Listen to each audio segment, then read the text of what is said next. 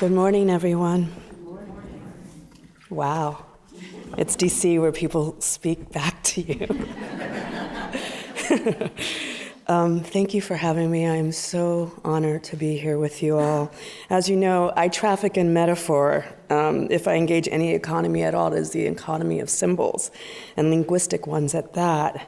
So when I was invited to be with you all today, I was and remain deeply moved, deeply honored, not only because the invite came from the National Gallery of Art and for this incredible conference, but really the reason why I was most honored, I'm sorry NGA, I'm sorry the conference, is because I get to be with all of you whose contributions and legacies I have studied and followed for many decades. I'm truly humbled to stand here before all of you. I feel like I should be in the audience, and I will be all day listening to you. I can't tell you what your work has meant to me, so thank you for having me. I was in the middle of the night, I couldn't sleep. I got in around, midnight, and I was thinking about today, and I was thinking, what can I say to kind of explain my work for people who don't know Voyage? And I was like, it's kind of like the poetry version of the Da Vinci Code, the book, right? I love the Da Vinci Code. I'm not supposed to, I know, but I think I went to the divinity school at Harvard for one of my graduate degrees, and what was tremendous about that is you got to meet all of these extraordinary feminist theologians, right, who had been working for, in that case, decades, but preceding them a tradition of centuries, trying to reconstruct the history of Christianity to have a more inclusive, I'm being generous, inclusive historiography.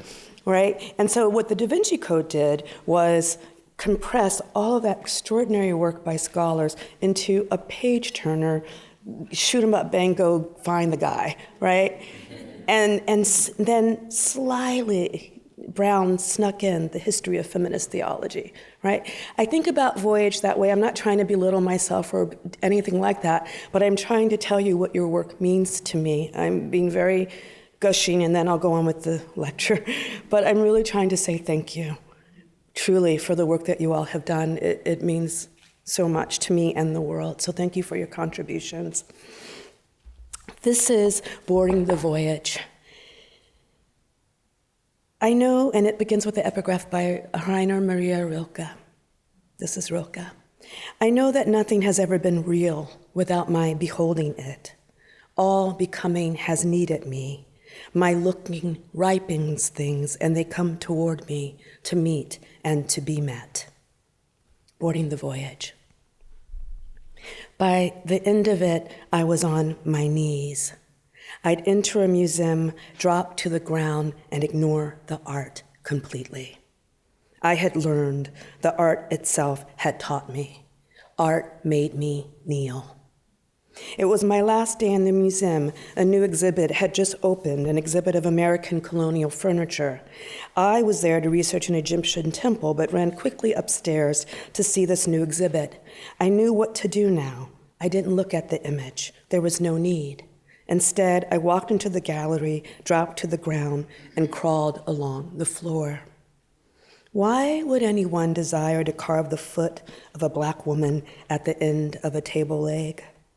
Why would anyone find it pleasurable to sit upon a chair whose legs, instead of a simple, elegant form of smoothed wood ornamented with dahlias or peonies, say, had been sculpted into the shape of 4 miniature Black women, their hands extended high above their heads, 4 miniature Black female chair legs to hold up the sitter?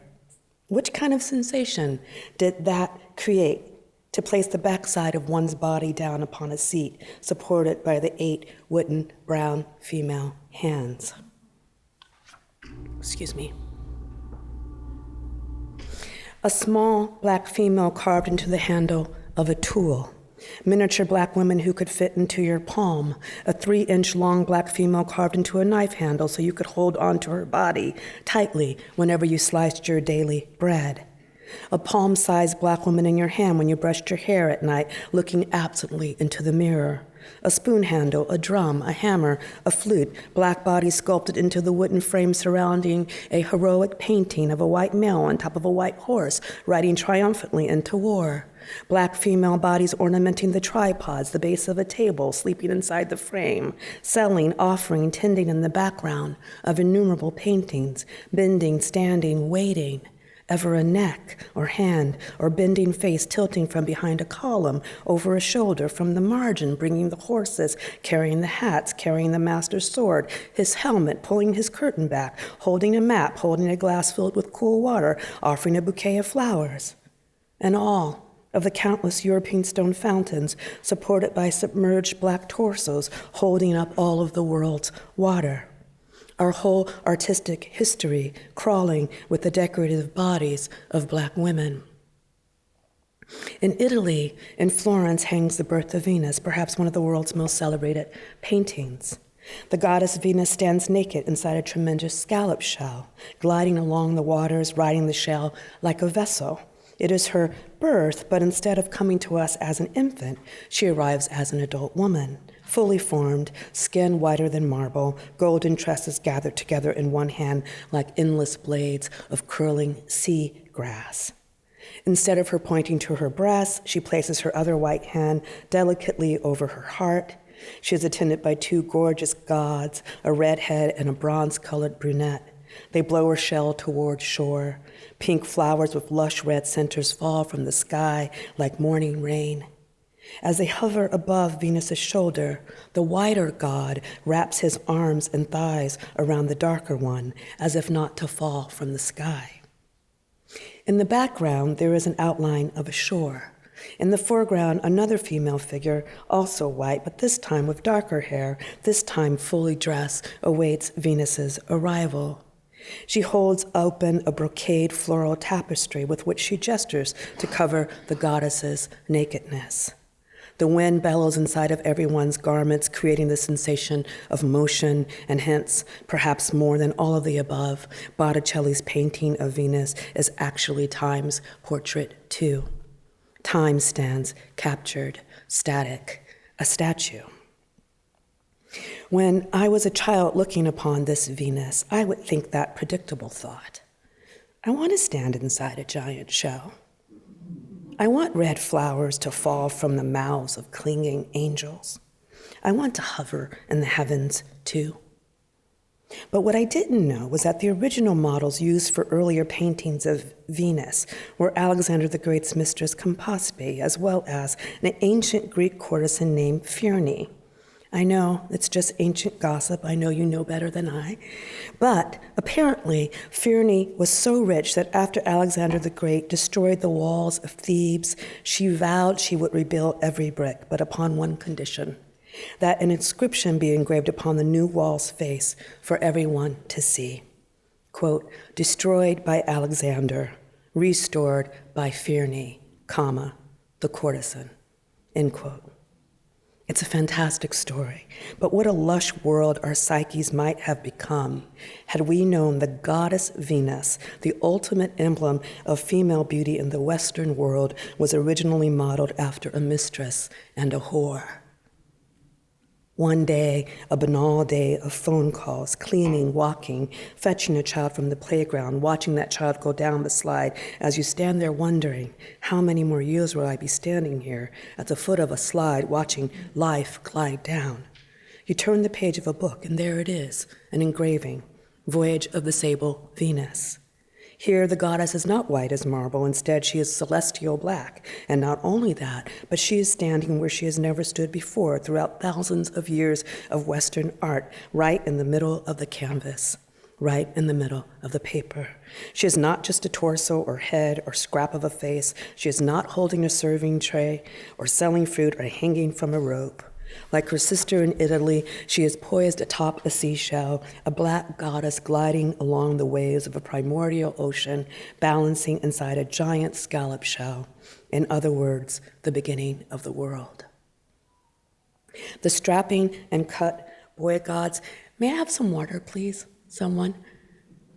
The strapping and cut boy gods, in Botticelli's painting have been replaced, however, and here she is attended by white cherubs, most of whom fan the sable Venus with long white ostrich plumes We could talk about the history of white ostrich plumes. Oh, I'm sorry. Oh, duh. There's a payload down there. Thank you, Terrence. I'm so sorry. We could talk about the history of white ostrich plumes in South Africa later. A few carry the feathers of a peacock. Cupid above takes aim at Triton below. Triton glides through the waters, navigating her shell. Oddly, he does not carry his usual trident, but rather holds a flag of the Union Jack. Botticelli's definite horizon is muddled here. Where is the land? Indeed, where will they land? They are all riding across the middle of an ocean, shepherding the sable Venus to some as yet unclaimed place. Perhaps her body will be used then as a land claim, a territorial marker, a stake, a fleur-de-lis. Instead of pointing to her breast like the Virgin or covering her breast or heart like Botticelli's Venus, the sable Venus has a pair of reins threaded through both of her hands. The reins are harnessed to two dolphins that pull her chariot shell through the sea. Unlike Botticelli's pure and naked Venus, the sable Venus wears only one article of clothing, a pair of what can only be called colonial panties. And oh my God. And unlike Botticelli's Venus, the sable Venus is strong, curved, muscular, a woman's woman. Her form is twice as wide, her muscles cut and lean. She is the embodiment of strength, no fragile anything in need of anyone. Her dark skin is adorned with jewels. All eyes are upon her and at her service, finally. At the time when she was first rendered as an engraving by Thomas Strathard in the late 18th century and later painted in 1801 and still today, the Voyage of the Sable Venus could be considered a visual travesty, an inversion of order. How, at the height of slavery, could a black woman be drawn by dolphins to the primordial seas, adored and attended by gods and angels of classical Greece? Goes the purest response, meaning the gods would never be seen in the company of a black female body, rightly so, not to mention serve as her attendants. Others, recognizing immediately the atrocious irony, still question whether the painting was a satire. For in the 18th century, her scallop shell could only be a metaphorical slave ship. Did the sable Venus enjoy her trip across the Atlantic, guided by a white male celestial harem gliding along the Middle Passage, destined for slavery? Besides these obvious observations, that the world was on fire then, indeed that it has been burning for millennia, and not only that, but that the majority of our population seems to be enjoying the blaze, you begin to feel a third question about the image rising in your throat, a subtler question about words. That is, you begin to wonder if you had ever seen the words sable and Venus in the same sentence, at any point in time, in any language, anywhere, in print. Just think of it, a word as exhausted and under-investigated as Venus. Had you really never seen it occur intimately with something dark and adjectival? Of course, the answer is tragically no. But there was something else at play, something not so predictable or boring as hate, something hid beneath the floorboards of your question. Eyes peered up at you through the cracks in the question's floor. Perhaps for all of these centuries, for all of these thousands upon thousands of years, the true reason no one had ever seen Sable and Venus in the same room together at the same time is quite simply that they are the same person. The goddess Venus, a double agent with two code names, one darkness, the other beauty. When I was a child in the first grade, I began making female statues from mud. I don't know why. Mud, clay, strings. I dressed the statues in repeating rows of red, papery bougainvillea petals, ornamenting each seam with bright gold pistons I'd plucked from the center of our neighbor's fuchsias, sometimes adding a violet crown with pistils from the head of the birds of paradise that stood erect, guarding our front door. I would play a game.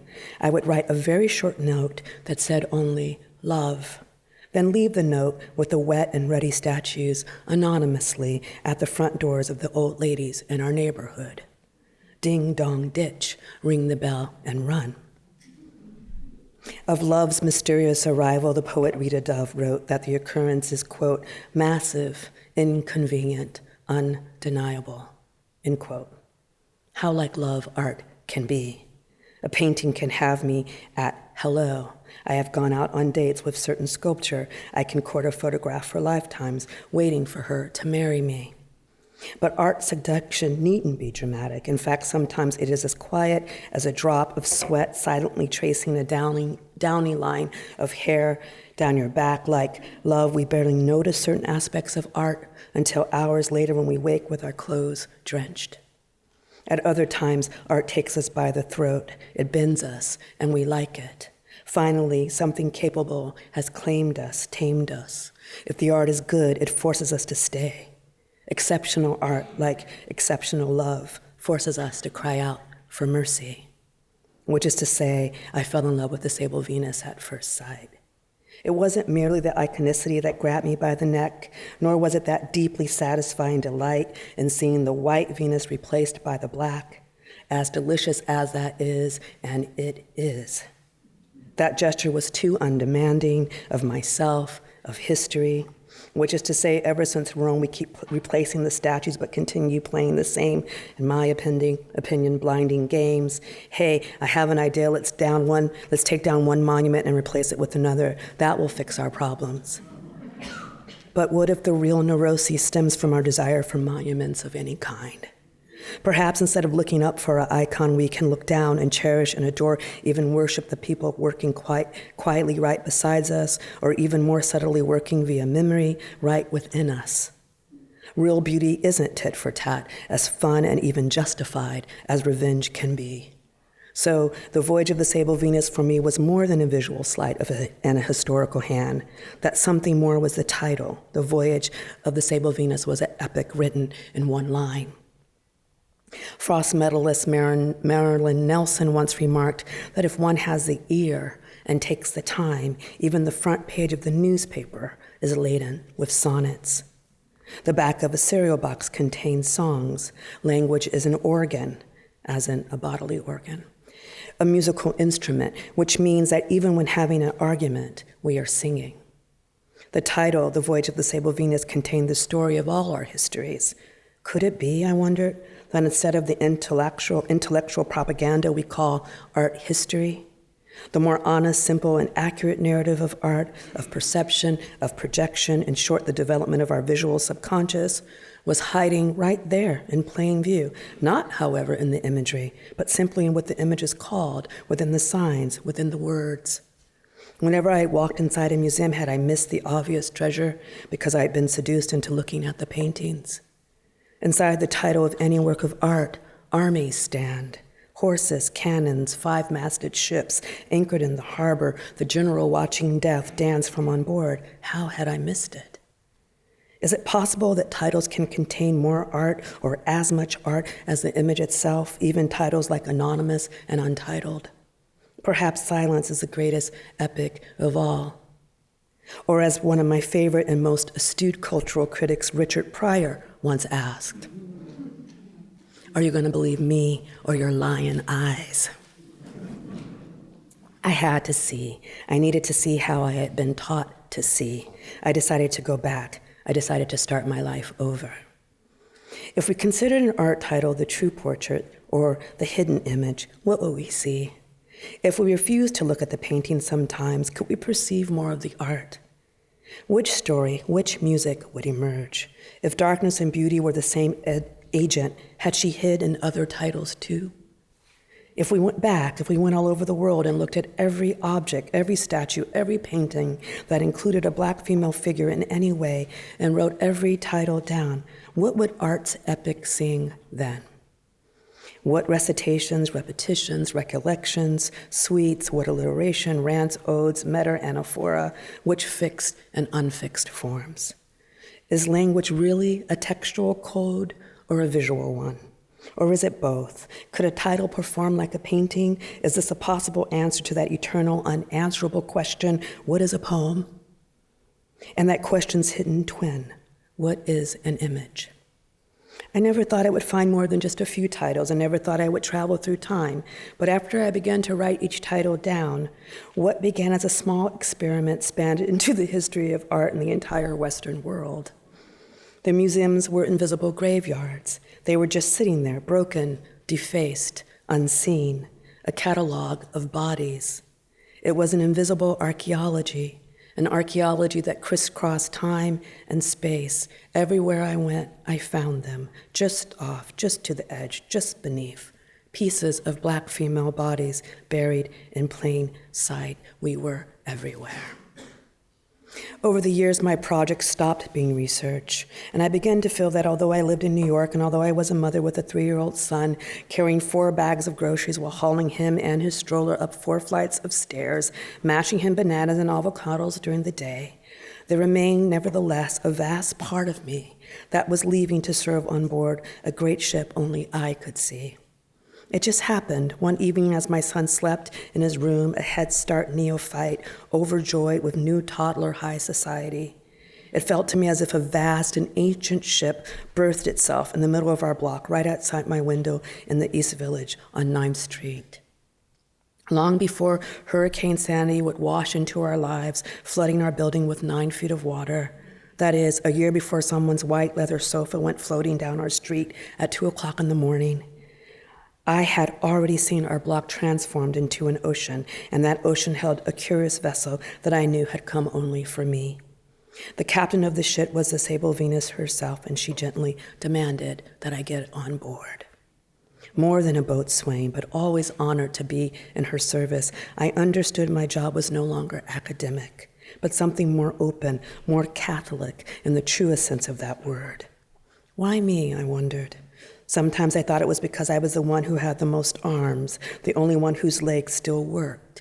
Unlike the Sable Venus, I could actually step ashore, walk undetected inside museum doors, and begin the long catalog of our beloved missing, our cherished disappeared. Sometimes I understood I was allowed on board because for me, this was the most exquisite and most perfect place in all of history to be. Voyaging through time and place, our ship a nautical temple, a haven from a war fought not over any geographical territory, but the greatest ideological territory of all, beauty. It was as if when I said I had to start my life over, the Sable Venus had heard me, and she had come. The first days when we were alone, just the Sable Venus and me, she would dock our ship and I would get off in ancient Greece, say, or I'd get off in colonial Williamsburg. In each port, I'd go on shore and begin searching in museums, libraries, archives, courthouses. Black female figures were everywhere. That was the first shock, as far back as 38,000 years, as far away as any port, any continent, and any artistic medium ever practiced. Quite possibly the Black female figure was as old as pigment itself. In my real life, I take my son to museums several times a week. I spent my first Mother's Day with him strapped to my back at a Carol Walker retrospective. He was just a few weeks old at the time, and the black and white silhouettes astounded his new eyes. I took him with me on airplanes, trains, a small ferry across Kenya. Wherever we went, I visited museums. I wrote down every title I could find. After countless exhibitions, countless books, countless archives, I collected tens of thousands of titles. Any art object that contained even a fragment of the Black female form, I wrote down. Maritime museums, train museums, weaponry museums, courthouses. History was the sea upon which I grew drunk. My duty was to find them, find each one, bring the broken bodies aboard. I hid the sculpture in my hair. I hid the paintings in the baby stroller. I became a very accomplished international art thief. It was easy. By writing down the titles only, I was able to steal all of the art by leaving it there on the wall. I'd write down the title in my notebook, bring her aboard, wrap her in blankets, clothe, and feed her. By the end, the ship was full, a catalog of dismembered and dead, burnt, broken, chopped, half-length Black female torsos, limbs, often standing, unable to sit, without relief, frozen by their artists in a position of eternal servitude. In short, the most capable of all shipmates. There were so many Black female bodies aboard, after a while there was nowhere to walk or sleep. I cooked for them. I hold a figure with half of a face, no arms, no legs to speak of. I'd sit with her. I worked silently so I could eavesdrop on their conversations. The paintings spoke to each other. The sculpture talked too. Often the only body they had was a head peeking out from behind a column. I looked deep into their bodiless eyes. I poured broth inside their mouths. Untitled, untitled, untitled, untitled. Hundreds of thousands of female figures of every race in Western art are simply titled untitled. Double that are named anonymous.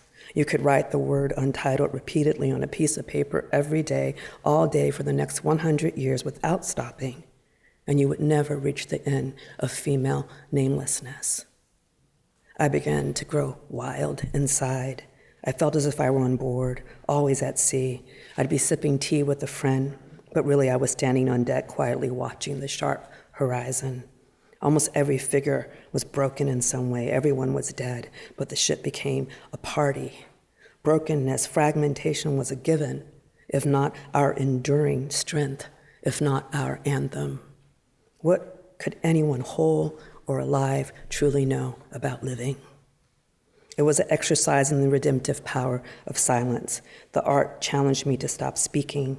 The titles were adamant that our opinions and theories about art were wholly unnecessary.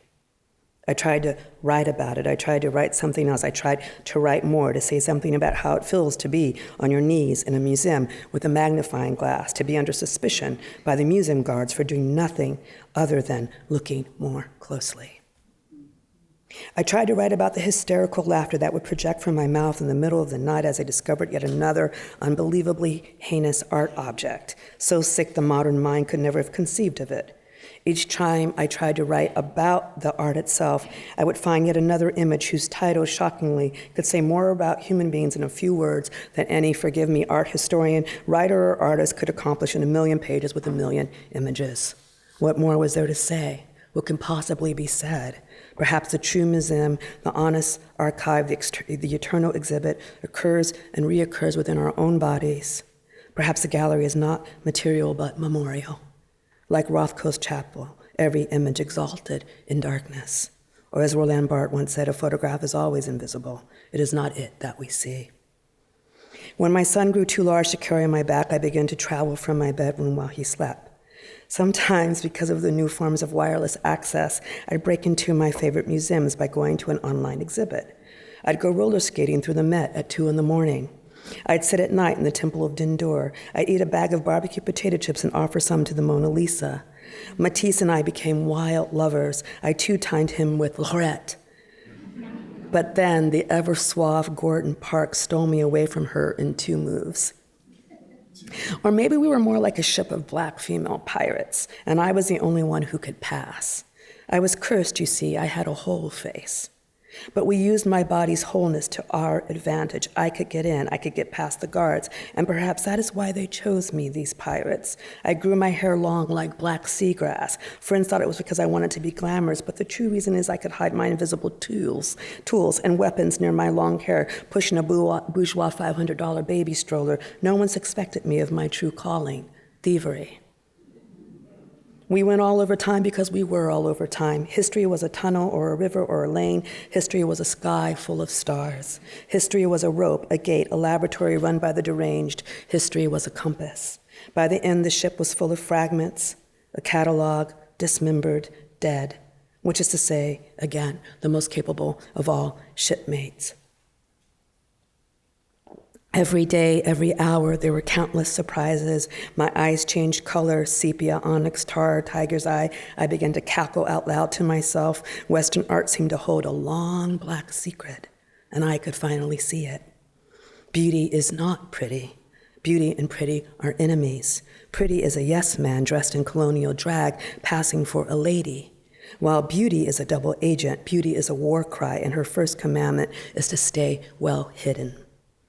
I no longer look at beauty straight on. I no longer look where the painter has guided my eyes to gaze.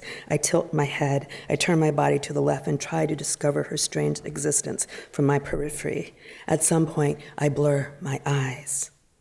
Or perhaps Voyage is a kind of autobiography, an autobiography without an I, for as Virginia Woolf once said, I is only a convenient term for somebody who has no real being.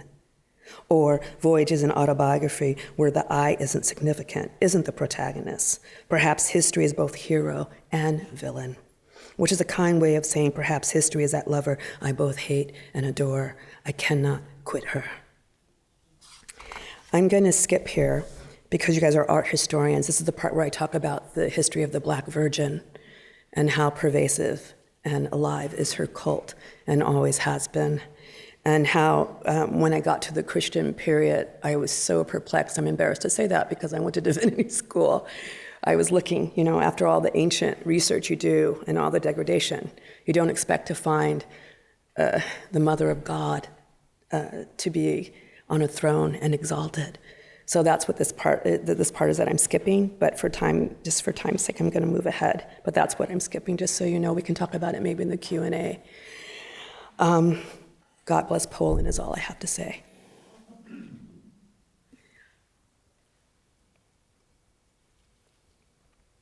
During the Victorian period, painters discovered a pigment that would help them to paint brown and black bodies more realistically. It was called Indian yellow.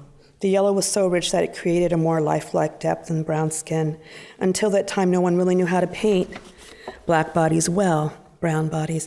Our skin appeared strange without depth or contrast. Indian yellow was a visual sensation. It changed completely how brown bodies were rendered. Slowly, over time, the origin of the color fell under suspicion. Was it really plant-based? What made the yellow so rich? And although guarantees were made that the source was indeed vegetable, it turned out that the Indian yellow was made from the urine of cows in India that were being force-fed a diet of mango leaves only. The cows would, of course, die after 2 years. There was outrage in England. How could anyone treat a cow so cruelly? Went the questioning. This case spawned the beginning of animal protection organizations in England decades before anyone complained about the slaughter and devastation the British Crown was inflicting on India's people. I often think about this. I often think about Thoreau and Walden Pond. I regularly feel as if I'm a pastoral poet trapped inside a post-colonial body. I contemplate all the miraculous flowers, trees and grasses, animals and birds, all the exceptional life just throbbing and teeming outside my window. I think about how we would have no vegetables, fruits, or flowers were it not for the great pollinators. Bats, butterflies, bees, hummingbirds, the common housefly. I think about maggots and worms, how holy is the work they perform. But just as I'm about to transcend history entirely, I remember Thoreau, who, no matter how hard he tried to find a place of natural peace and beauty, a place where he could escape history, he kept bumping into former slaves and free Black people living around Walden Pond. Which is to say, Western art is our Walden Pond. No matter where we go, just as we bend down to admire the red, pulsing veins of a leaf, we bump into history. History is a runaway slave, running, trying to find some place to be safe. Besides those routinely murdered on board for sport, is it true that on slave ships in the middle of crossing the Atlantic before ever arriving in the so-called New World, many slaves who died en route did not die of anything mythical like flying, as the luscious folktales say, or of anything viral, but from something much more insidious and vital like despair, or what we now call depression? It was common. There are records. Perhaps despair is a truer kind of flight. Perhaps depression is a brand on the runaway, an honest imbalance presenting in our blood, a certain enduring and rational disappointment in our species. Or as Fred Moten once said brilliantly, I want to consider exhaustion as a mode or form or way of life, which is to say sociality, thereby making a relation whose implications constitute, in my view, a fundamental theoretical reason not to believe, as it were, in social death. Like Curtis Mayfield, Moten says, however, I do plan to stay a believer. That is to say, again, like Mayfield, that I plan to stay a Black motherfucker. Which is to say, when the voyage ended, I was, of course, the last to know. I am convinced every figure on board knew our time was ending, but each agreed to conceal that fact from me. Again, perhaps I was enjoying being with the dead too much. Perhaps I was enjoying being dead too much. Perhaps while documenting their slivered testimonies about how they came to be a dot of a woman standing off to the side of a canvas or a table leg or a fragment, I myself was turning into a statue. Perhaps in my postmodern self-righteousness, I had missed the point completely. and believed their brokenness was the subject when what became most clear after sailing for several millennia was that their armlessness, their facelessness, was not the problem at all. The problem was the notion that they were not alive, that they did not exist, that they were not right there in the painting looking right back at you. Las Meninas. Or as Crystal Wolf once said, it was here, this is where she stood. These stone lions looked at her, now they no longer have heads. As the ship turned in from the Atlantic, I saw the New York skyline. But when we got to the pier, there was an odd silence, not the usual ecstatic ruckus a ship chock full of broken women recently freed will make. Instead, nobody moved. No one took any steps forward toward disembarking. They all just turned in silence and looked at me. It was my turn this time. How could I not have anticipated this? Instead of going ashore and returning with more images, more forms, I was the broken body who would be getting off and not coming back. I was the one who had been rescued. And then, quite simply, it was the present. Suddenly, I was walking up the East River towards Chinatown. Suddenly, my son was still asleep in his bed. Suddenly, I was making him oatmeal before school. Suddenly, I was sitting on the subway going to the hospital where I worked. It was done. A whole ship of them, an invisible ancient ship of black women, a ship upon which I had lived for thousands of years, just like that, gone. I could feel them out there, a massive ship of broken clay figurines, canvas, millions of women named untitled, hundreds of thousands of serving girls, women who could never sit, so many arms filled with baskets and bowls, bent over in their perpetual service, thousands of little Venus figurines, women in petticoats bleeding, women in with parasols, women with the heads of lions or deer, someone wearing a fabulous polyester suit, someone running for presidents, her fingers opened in peace, someone walking alone down a street, stopping to stare into a window on a Sunday morning. The ship was an ark, and all of them were singing and cackling. All I could think of in that moment was of Whitman's Birds of Passage, quote, raise the mighty mother mistress, waving high the delicate mistress, over all the starry mistress, bend your heads all. Raise the fanged and warlike mistress, stern, impassive, weaponed mistress, pioneers, oh, pioneers. And then Bob Kaufman's lines. All those ships that never sailed, the ones with their sea cocks open, that were scuttled in their stalls, today I bring them back, huge and transitory, and let them sail forever. For some poets, for me, writing is an archaeological act, an archaeological practice without landscape or time. We stand here floating on the air with you. We ask you to imagine with us that what we see is true. We want you to agree to the lie that there is a floor, when we all, each of us, know quite well, very well, that there has never been any such thing as a floor. We pretend together anyway. A writer does not wish to lecture you about the past. We want to take you there instead, which is to say, we want your company. The most sincere poets want to hold your hand because, like you, we are also afraid of what we will find, some human horror too heinous to accept alone. And the opposite is also true. We are terrified of finding finally that beauty that is overwhelming simply because in the middle of all these hells, she actually exists. A hidden lapis amulet to ward off death. I write because life is lonely and I want you there. I write because all I want is you here with me, stepping down into the countless pages of the earth with a small brush in my hand, a lantern in yours, that sound of your footfall on the dirt steps behind me. Maybe you'll caress my shoulder just to signal a hello, just to say you're proud. You don't know what of exactly, perhaps the simple fact that somehow mammals are still here fashioning useful objects out of simple elements. Maybe you'll pull an apple from your bag and hand it to me. There is a disease the French call mal de débarquement. In English, it is called disembarkment sickness or land sickness, an illness one feels after ending a prolonged voyage at sea.